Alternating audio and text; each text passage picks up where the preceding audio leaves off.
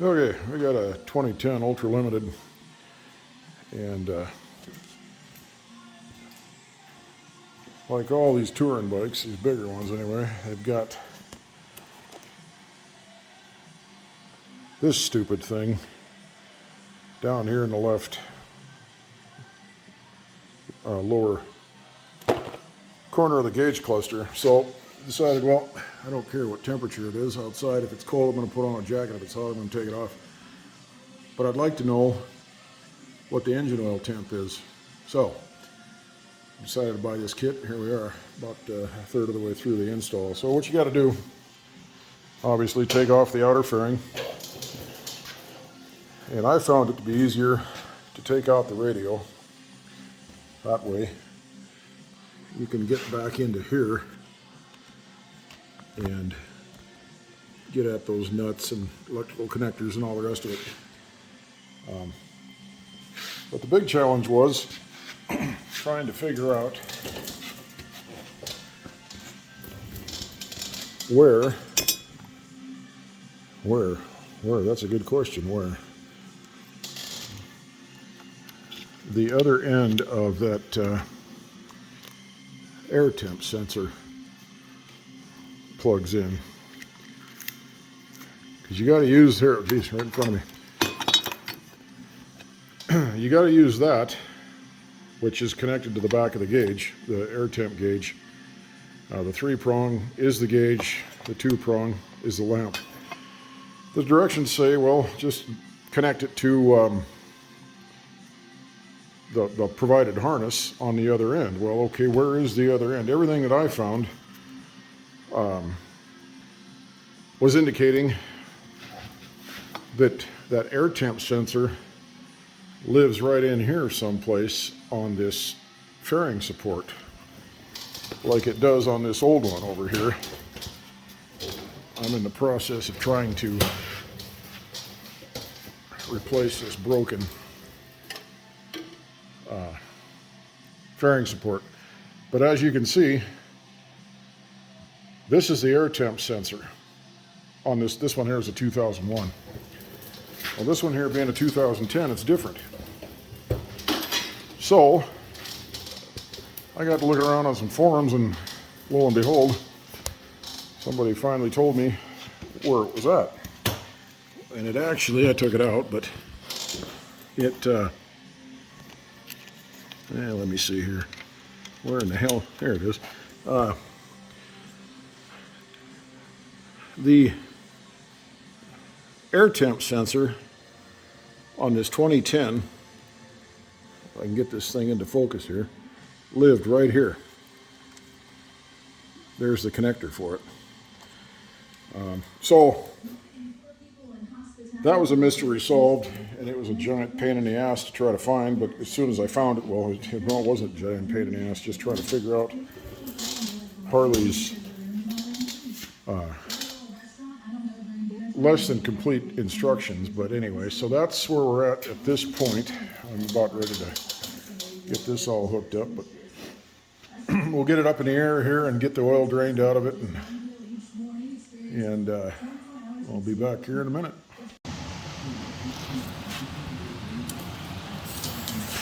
Here, the old hillbilly lift.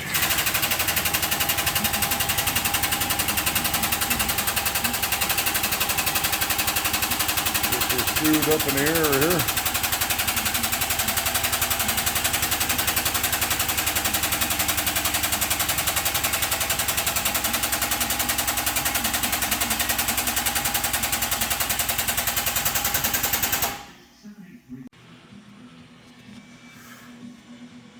Okay, so here's this one here is the engine oil drain plug, and then this is the plug, the auxiliary plug. I don't know what exactly they call it, but anyway, that's the one we're going to tap into. I got to remove that, catch all the oil, and then install the sensor and all that sort of thing. But one thing I wanted to kind of show people here is that you're not going to do this on a table.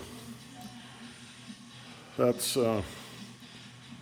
That's one big advantage to this type of a lift.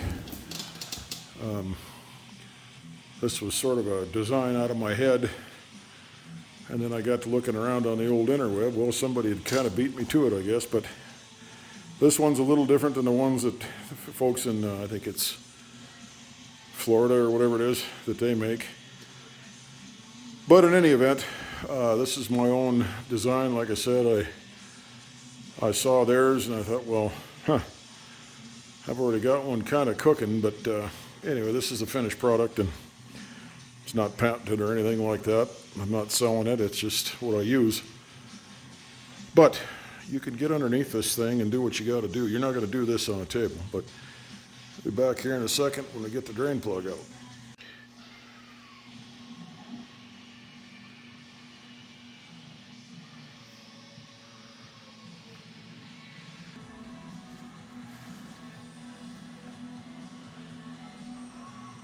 Okay, there's the sending unit installed. Now we'll get the wiring done and see how the whole thing works.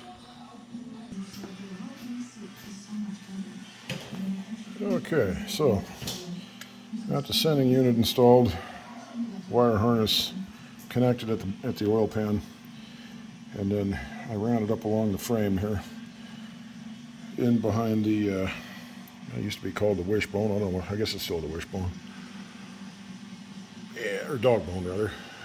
Anyway, and then up, oops, getting the frame here, up underneath the main harness,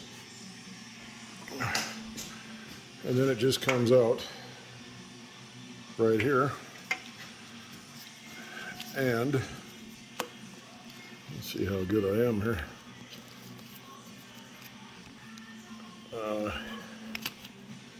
And then just simply connect it together. Now this extra,